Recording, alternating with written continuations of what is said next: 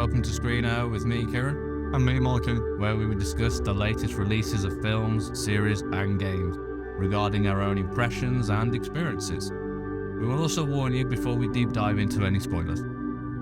In this episode, we're going to be discussing James Gunn's final installment to the Guardians franchise, Guardians Volume 3. Yeah, Guardians of the Galaxy Volume 3, indeed. I'm not as big of a Marvel fan as Mikey is. Mikey quite enjoys his Marvels, but I think the Guardians are some of the better Marvel ones. I quite enjoy the ensemble cast. I think the first one's probably the best one because you get to meet all the new cast and like where their all backgrounds and everything are from. Me and Mikey have discussed before, the villain is shit. You're the crap villain. Then you got the second one that I quite enjoyed almost as much as the first one. I quite liked Kurt Russell and I liked Michael Rooker's performance in that one. I thought that was good. But this one, the third installment, has the most heart for sure. Yeah, it definitely is. There's so much emotion involved and I've got some issues with it. But on the whole, I did enjoy it. I found it very entertaining. And I found the main plot, the main story revolving around Rocket was a story I wanted to know.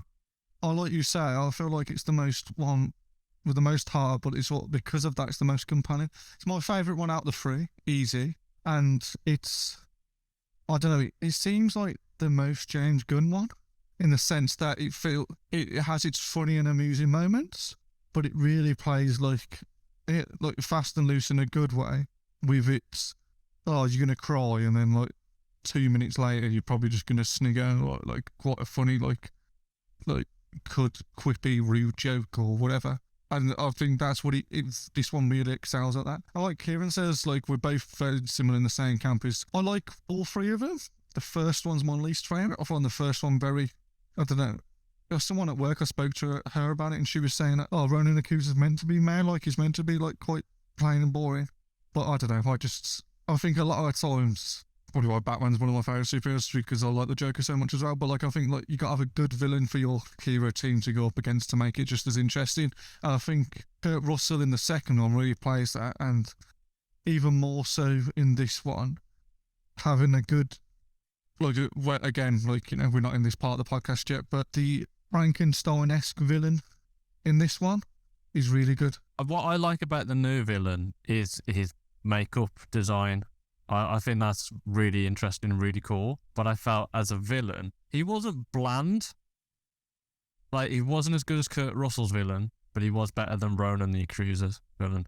Yeah, I know what you mean. I feel like that's because Kurt Russell is Kurt Russell, and I felt like he brought a certain charm to it as well. The little twist in the second one type of thing was good. But I think, again, this might be a bit of a bold statement. I don't know how much you agree with this, but in a lot of ways, it's probably a better ensemble film than the first Avengers, and definitely Age of Ultron. It's a really good ensemble film in the sense that each character really has, their time to shine, and not just their time to shine, but, each one's chemistry with another does really well. I think I've got two, one for and one against. So the ensemble cast is brilliant, and as you say, to consider their character arcs from the first film, and then them doing their bits in the Avengers films, and this, their character arcs and their character journeys are really interesting, and they've come a really long way, and you can see that in their acting and their performances. You can really get a sense of the character's arc, but that's also a bit of a detriment to this film, because I feel like there's way too many different plots going on in the background, whereas it should have just doubled down on the Rocket plot. Because I felt myself too many times I felt fatigued watching it, because I was like, shit, what story am I following now? Where's this going? What character? Oh, this character's going here. Oh, no, we're jumping back to Rocket and we're going to be sad for Rocket. Oh, we're jumping back this way. I felt it was too much back and forth. It should have just doubled down on the one. And that is my biggest criticism of the whole film. There's lots of little ones, but I felt I just felt fatigued because it just kept changing and going backwards and forwards. I feel like to contrast that point, I feel like that was its strength probably. I definitely saw it as its weakest point. There was a certain character, but we get into this in spoilers. I felt like I wanted more of him, but like he was good, I know who you mean. Yeah. and I liked that. But like I also liked everybody else in it, type of thing. I like the little. It feels like the little pairings of each of the team, type of thing. I like that. I like that they kind of split off. What I liked about it is it was the unlikely ones that went off together. It wasn't the ones you would typically pair together. Sort of like Mantis and Drax. You wouldn't have thought they would hang out. You'd have thought Drax and Groot might have hung out, sort of thing, or even Drax and Star-Lord, but not Drax and Mantis. I personally think is that I went out of it. Admittedly, this was like straight after the pictures, after seeing the film. I says it's my favourite Marvel film since No Way Home. Easy, hands down. But also, to be fair, like, as much as I like No Way Home, I think that probably gets the edge for me just because of the nostalgia of like spoilers for No Way Home, which came out like over 18 months ago. But having Toby and Andrew in that was like, big edge. Like at the same time, it's my favourite. It's definitely my favourite Guardians. It's up there when like probably my top 5 Marvel films, I'd say. But again, I don't think it's because that's really fresh. But I just, on top of that, I think if you have a pet, whether it be a cat, whether it be a dog, whether it be bloody a lizard, or like an otter, especially in this, or a raccoon, I don't know, it really preys on that. It's like preys on the cuteness factor. I don't think it overkills it too much. I don't think it. No, it doesn't. I think it's lovely. Like it's quite heartfelt. But what I'll say is, I think you will cry if you've got a pet. Like I was winding up from certain points. Well, I don't think you need a pet to feel the emotion because it is well done, and it's weird because, I mean, it's like watching Andy Serkis perform as Caesar. You're watching Sean Gunn perform as Rocket, voiced by Bradley Cooper. You're watching a CGI character and you are feeling their raw emotions. And it's good when you can feel that from CGI, right? That was a well done performance. Good emotion capture, like not to get too off topic, like, but the way, and like this is definitely an upcoming episode at the moment playing Star Wars Jedi Survivor, like the motion capture Cameron Monaghan and the team have done there is leagues beyond like what it used to be when we were kids, like when we were like a lot younger. It's a lot of motion capture, like as Kieran says, it used to be like not looked down upon, that's bad luck really, but like it's proper acting now, like it's unbelievable, like, and this really is no different type of thing. It's really good. Another thing, like, and this isn't too much of a surprise because it's a James Gunn film. When you said James Gunn film is it really two bits in particular, and one like at the end again because it's at the end, it's spoilers, but it really loves its needle drop bits for the music, and they do, like, it's definitely there like the other two.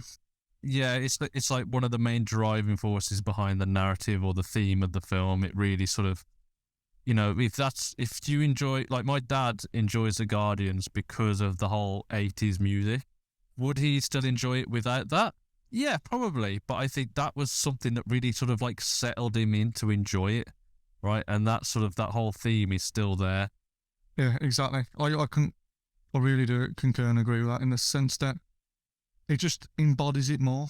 Like if whatever's happening in that scene, and like again, you can argue this with any film or any like piece of media. Really, the music's there to really boost it or help the atmosphere. And in this, it's leagues beyond anything else in the sense that it just really pushes the theme and also the style, and that's a big one, the aesthetic and the style of what's going on, and just it gives it more emotion and more like, I don't know, not sound like a British old man, more welly.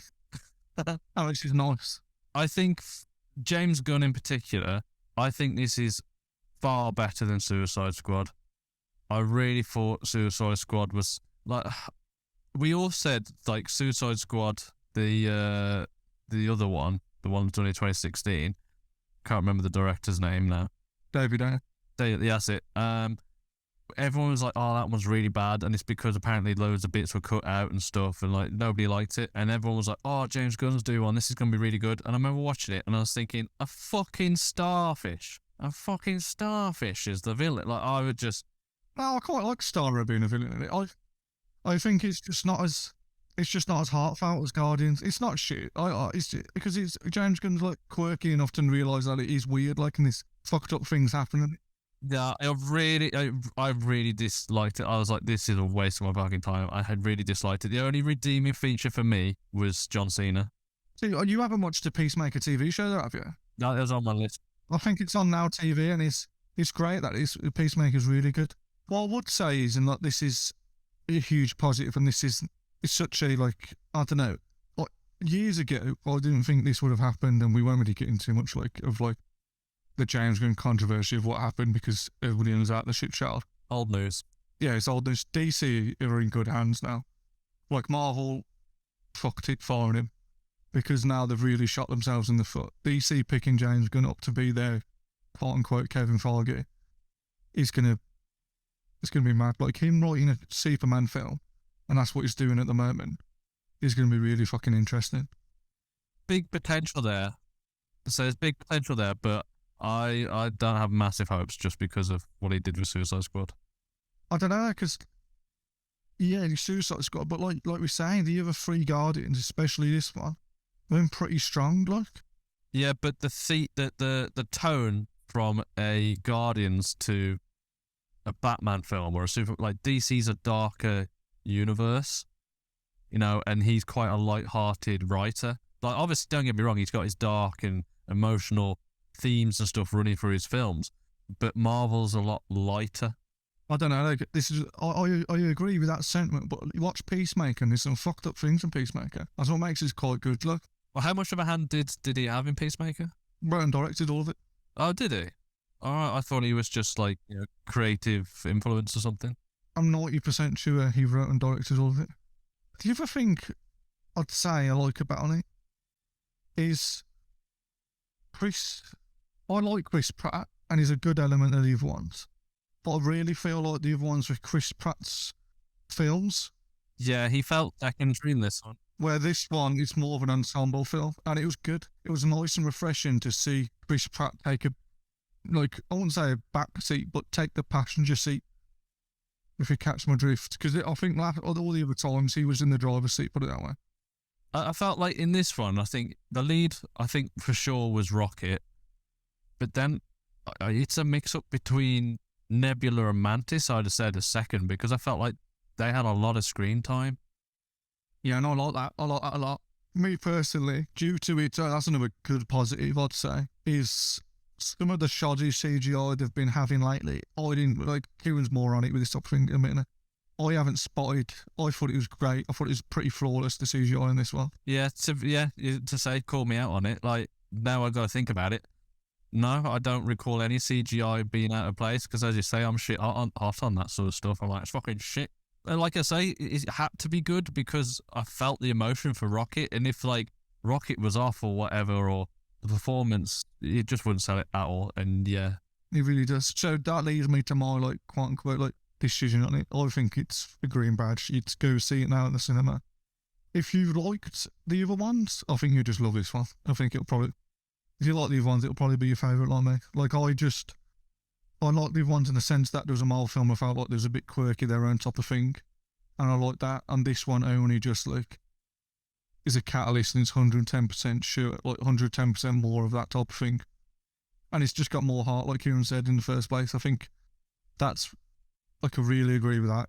It's the one with the most heart, and therefore, like, the one you probably get most invested in.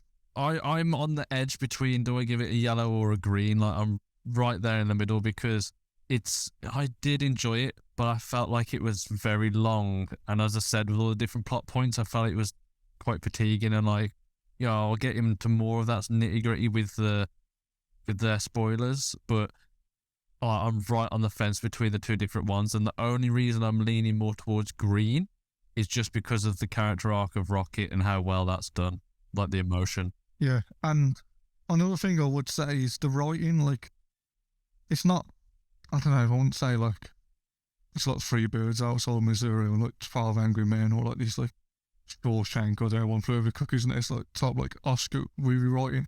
But due to, like, you knew, like, a lot of, like, you know, there's a lot of talk going into it. There's twists in the sense that I thought I knew what was going to happen to all the characters. and I didn't. Like at the end, in like the closing, like 10, 20 minutes, all of them do different things, which I quite liked. So there's a few moments, isn't there, where you think it's going to go one way and they do something completely different just to like screw that trope over kind of thing. Yeah, in a good way, like. Before we get into the juicy spoilers, we'd like to take a moment to thank you for listening to us. And to help further our aspirations, we would forever appreciate it were you to like, subscribe and follow us on your preferred platforms. You can find us on YouTube, Spotify, Apple and Instagram with our handle ScreenHour. And if you'd like to participate in an episode, leave your thoughts on what you'd like to see us cover next. Now, time for those spoilers. You have been warned. First things first. Let's have second things first. What I liked was, I thought Big Dave was going to die, because Dave Bautista had turned around a few times and said, I don't want to be Drax anymore. He's run his course, especially if James Gunn isn't going to direct it. Don't want to do the makeup anymore. So I thought there was a few times when Drax was just going to get wrecked, like sacrifice himself. And it, like, special, like, to be fair, like you said, it was a long film, but towards the kind of start where, like, Nathan Fillion's in it. Yes, yeah. And they've got those big mad costumes. He gets wrecked then. Oh, yeah, right. Like when they're sort of trying to do their getaway and he's absolutely getting smashed to shit. So there's a few times like that was going to happen. Rocket's backstory was just heart-wrenching, and him, again, I thought he was going to, I can't remember the bad guy's name, the Frankenstein guy. I quite liked his motivations. He wasn't like mega, like, I don't know, like you say, he wasn't like mega charming because, you know, he's like more of a like different type of villain, but I liked how mad he was. He was like a bastard, like scientist, like, and he's like, disregard for human or animal life was unparalleled. Like, I liked how fucked up that was. As I said, he wasn't like a bad villain. I just felt he wasn't like totally bland, but I feel like, you know, give it a year and I won't remember the villain at all. I'll just remember Rocket's backstory. Oh, I think I will, but I don't know. I think I just liked him, how he patronised Rocket and how he hated him, and he was like, I don't know, how he'd like, I think... How he do smarter than me when I created you. That was what he hated most about Rocket. That's what he hated most about him, like you say. He thought he's like, you're inferior to me, but how did you pick up on that one thing? Like, how are you smarter than me? You're an fucking imbecile. Like, you're like, you know, you're just, I can't remember now, but you're just like P2189 or whatever. I think there's a lot to be said about those flashbacks of not just like how cute and how good the voice act is and stuff, but also his friends. What, in a lot of ways, like in a creepy but like cute way, it reminded me of like the Mighty Boosh bit when they're all animals and like weird looking because they're a bit like mixed match and muddled up in a bit body horror-esque, but also cute. I was thinking of Sid's creations from Toy Story. Yeah, I suppose that's more like that's just as good or even better of a shout. But Teefs and like Rabbit the floor, that was undeniably cute and stupid. Yeah, because I'm on the floor. Because I'm on the floor, which was really weird because I know it was, you know, his whole thing was that I'm the smart one, like I'm creating these like dumb animals or whatever, and Rocket. But considering how smart Rocket was, then you had Lilac, who was like quite smart and heartfelt as well.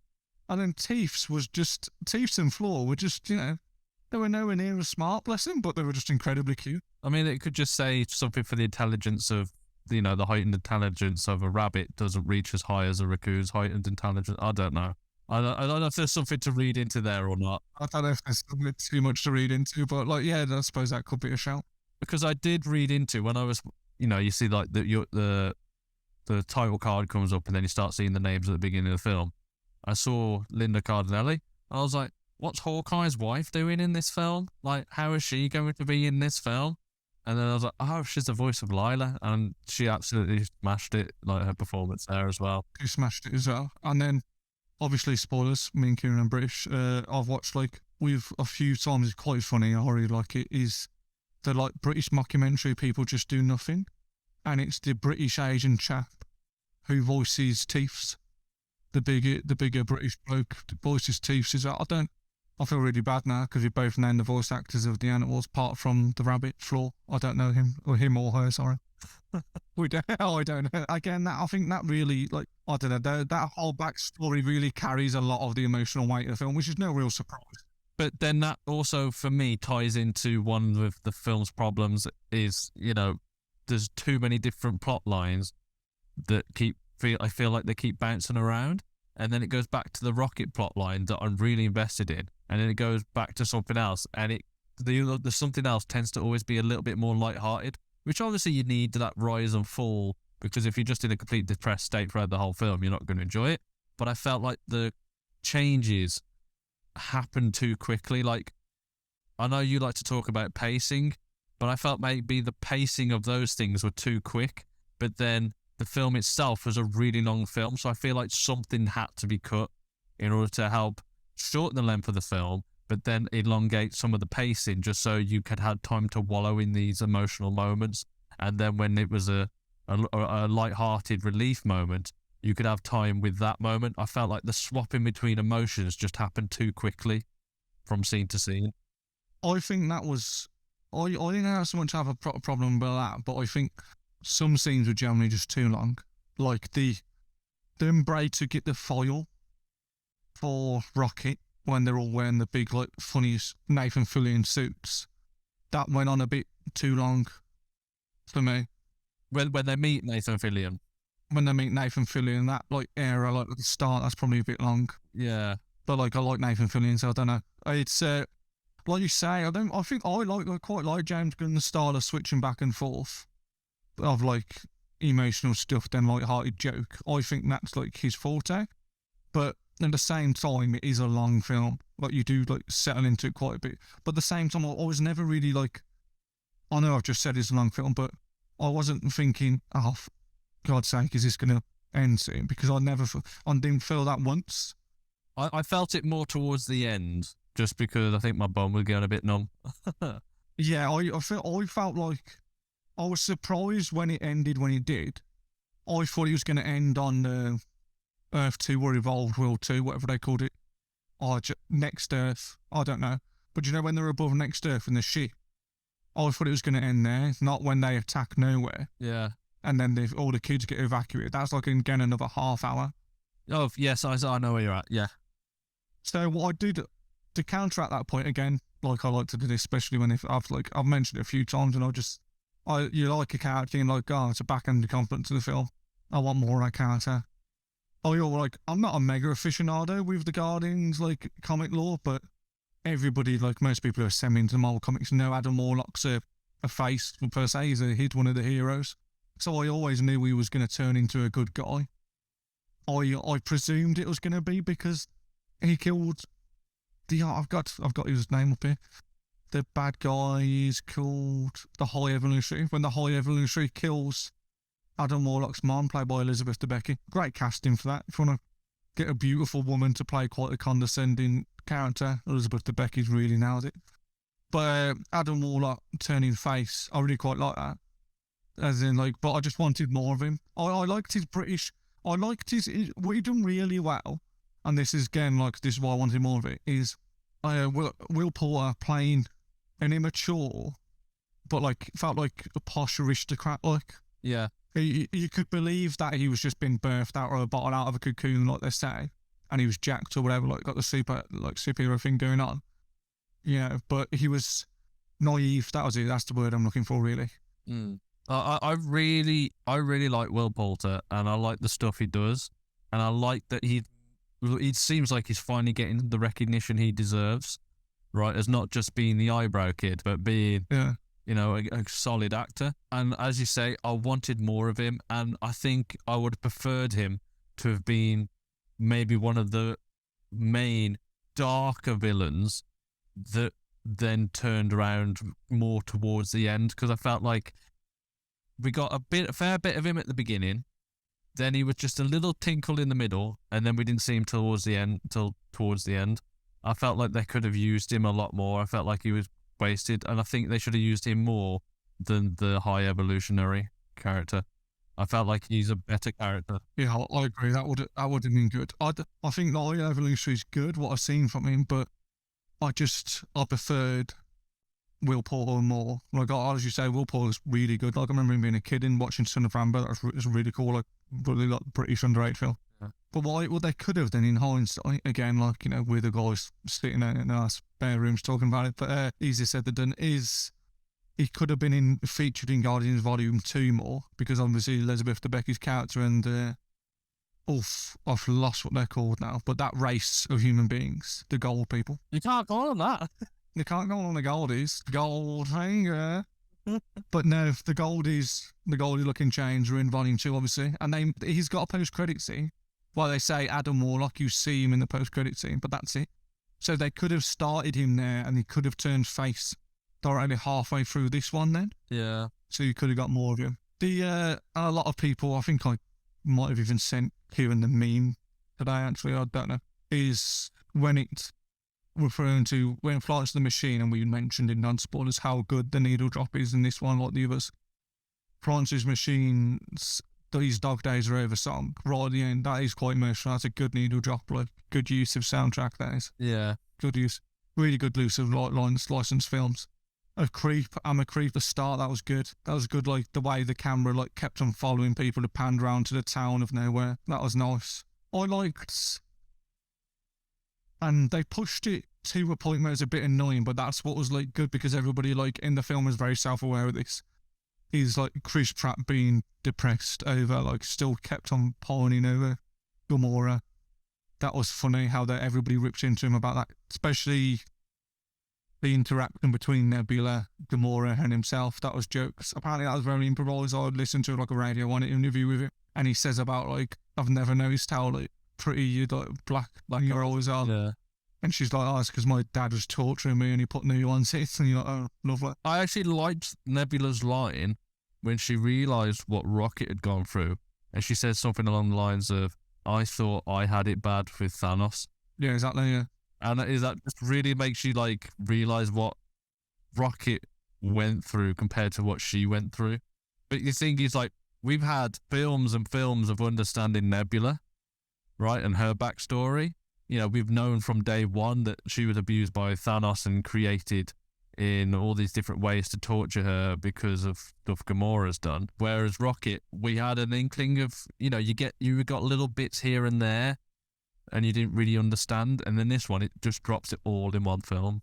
Yeah, exactly. And it was alluded to in the other ones with Rocket, like you saw... Like you take off your top and you'd see like bionetics or something. You see like the bionetics, as Kieran says, and the implants and stuff, and you knew that, like, you know, I'm not, spoilers, I'm not a bioscientist, but, you know, you can imagine that surgery will be a bit abrasive, and it's, you know, it delves into that and it shows how brutal it was. Yeah.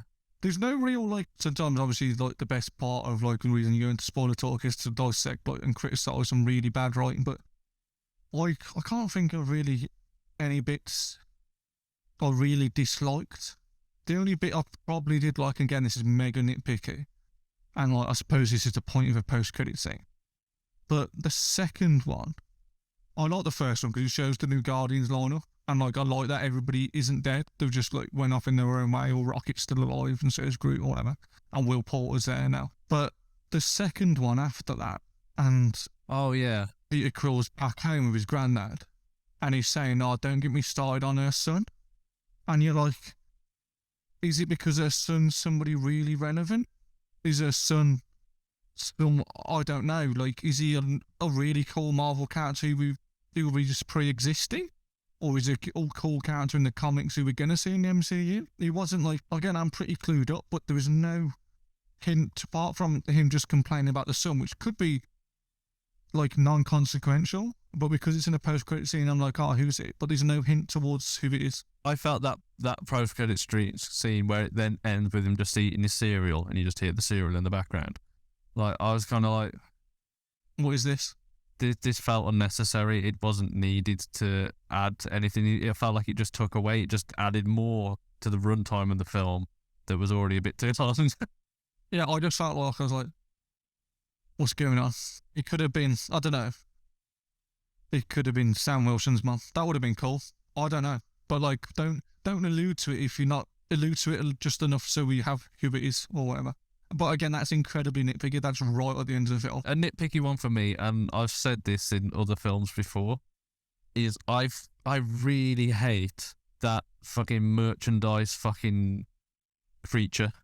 that you know is a plant for merchandise or it's a plant for kids to be like, oh, it's so cute. And it was that pet that Will Poulter's character has that he inherits from someone he kills. Furry, like a weird dog thing, but not a dog. I hate those things. Looks like a Pokemon. Looks like a Pokemon. That's what it looks like. Yeah, I hate those things in films. I just feel like as soon as I see something like that, it just like drops ratings like immediately with me, because I'm just sort of like, I was trying to appeal to a younger audience, which I understand like Marvel is, but I feel like that sort of thing, and I say it's not just in this, it happens in like a film like all bloody like films now. I just feel like it cheapens the film, and it was not needed. It doesn't add anything to the film whatsoever. It just takes away, and it really griped me. Yeah, it seems like some of them like use it more as a business opportunity as opposed to, I don't know, having a cool character for the sake of having a cool character. Yeah, as I say, it feels like a marketing ploy, sort of like, oh, we'll put this thing in, kids will love it, and then the kids will want to buy, you know, a teddy bear that looks like this sort of thing. That's how I view it. It's just all a big marketing ploy, and it's not any substance or whatever that fits the plot. So I just, it really gets on my wick. Yes. It doesn't get on my wick as much, but it's easy to observe that for what it's worth. Another like interesting thought, as you've probably guessed, I've said it's a really green badge for me. There's no real like big writing like things that stand out like a sore. I like how it ends. I like all the relationships it has and stuff like that. But like again, like the general like bigger picture per se, I'll be very like the first post-credit scene obviously introduces you to a new cast of Guardians. Who's going to direct that and write the next one? It'll be interesting to see who they do now, because every every Guardians film has been a James Gunn one, and it's not just directed; it's written, it's produced, it's his baby. It's like Kieran says, it's his baby. It's very much the Guardians films are James Gunn films.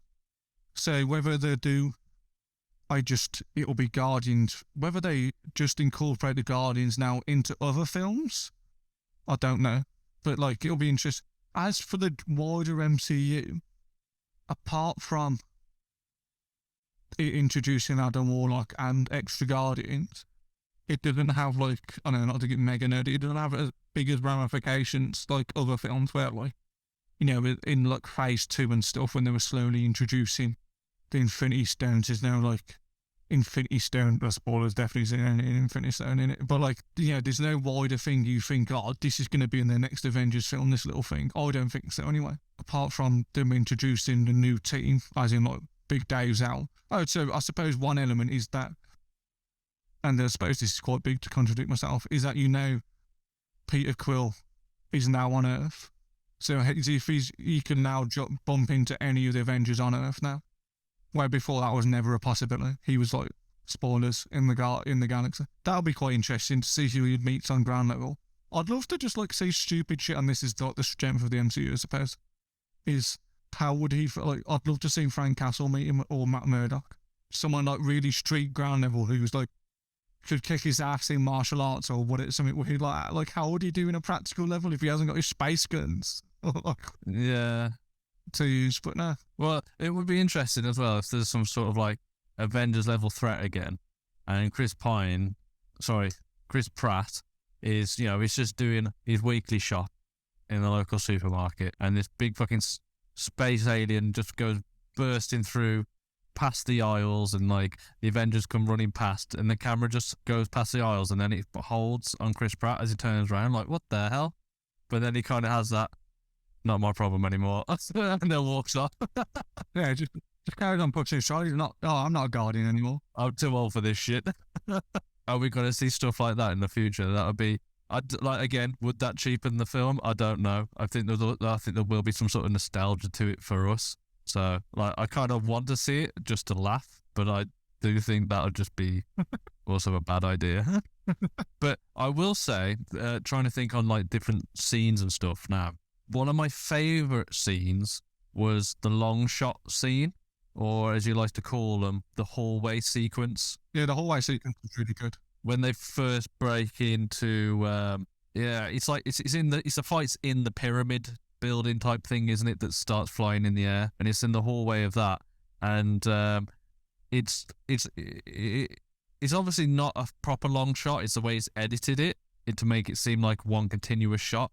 But it's as they move down the corridor and you see each one of the Guardians fighting their style, and how they work as a team. And we haven't seen something like that with the Guardians before. I mean, just take it straight back to the first one. They don't fight together at all. Drax is always just, run straight at them, and then Star-Lord's running around with his guns, and then Gamora's like just kicking a shit out of him, and then Rocket's firing a gun, and then Groot's just like launching his arms at them, right? There's no sort of...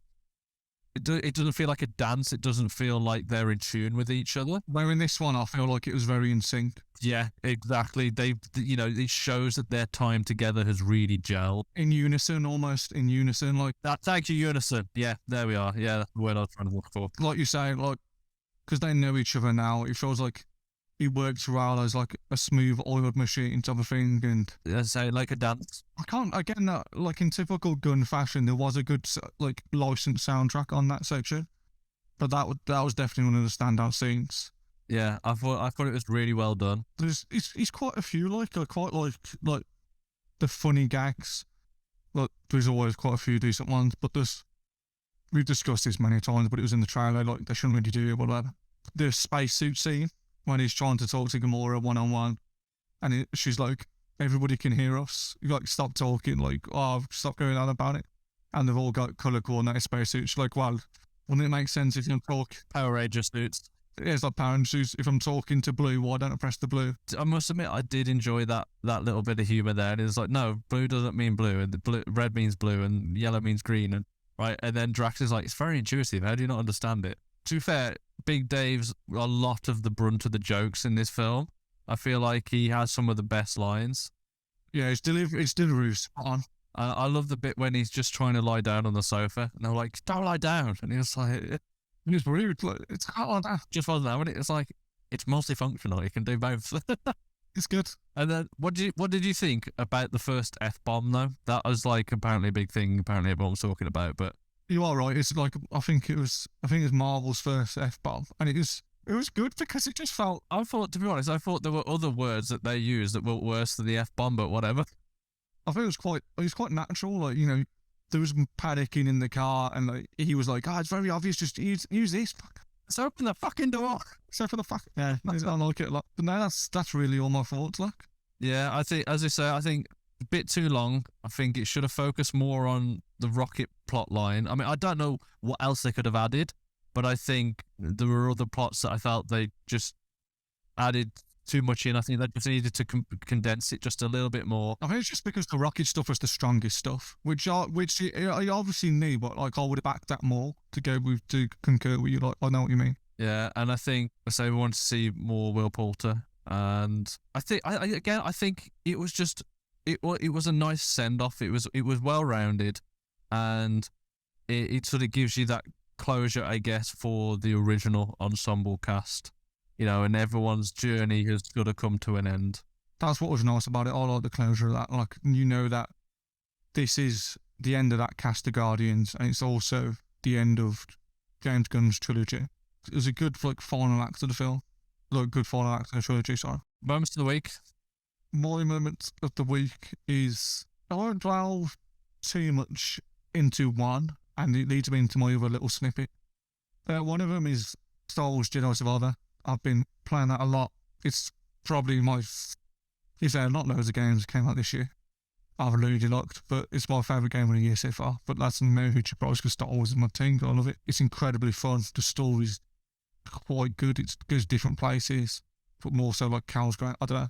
It's just really fun. It's very Star Wars. Like, the combat feels like sandbox-esque because there's so many options. But that leads into my thing I have been watching, in tandem with it, is getting back into watching Star Wars: The Clone Wars, the animated series on Disney+. And I forgot how good that is. And there's some, alright, Clone Wars cartoon. There's some really dark points. There's a bit in it where it's towards the start of season 4, and General Skywalker, or Anakin, has to go away, so he's not the battalion, he's not the leader of his battalion of clones, and the battalion of clones are you follow Anakin's battalion and Obi-Wan's battalion mostly. when they have their own episodes. And Anakin's battalion gets taken over by General Krill. And basically it just turns out that this General Krill guy is the same species of alien from Dexter in episode 2. He's like a weird 4-armed guy. But the reason he's quite interesting, it's a bit of a fucked up few episodes, as this guy's just racist towards the clones. Like not too far-fetched, but he's a bit like the High Evolutionary in Guardians of the 3, and he has no regard for their life. So he's making battle plans and strategies for them to take over this planet, and he doesn't care about the casualties. And it's a lot of it's from Captain Rex and the clones' perspective, of like, you know, he's treating us like shit, he's racist towards the clones, he don't care about them.